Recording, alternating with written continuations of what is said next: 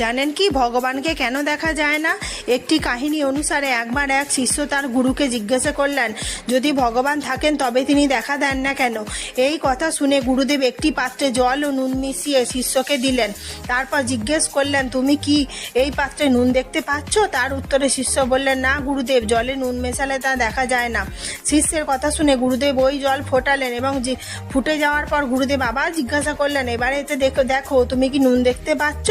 এবার শিষ্য তা দেখে বলল, হ্যাঁ গুরুদেব, এতে নুনে ছোট ছোট কণা দেখা যাচ্ছে। তারপর গুরুদেব বললেন যে এরূপ জল না ফুটিয়ে আমরা নুন দেখতে পাবো না। ঠিক তেমনি এই জগতে ঈশ্বর তো রয়েছেন, কিন্তু আমরা তাকে দেখতে পাই না। ঈশ্বর প্রাপ্তির জন্য আমাদের ঈশ্বরের প্রতি ভক্তিভাব ও তপস্যার প্রয়োজন। জল ফোটানোর পর যেমন এতে নুনের ছোট ছোট কণা দেখা গেল, ঠিক তেমনি যে ব্যক্তি ভগবানের ভক্তিতে সফল হয়ে যান তাকে ভগবান অবশ্যই দর্শন দেন।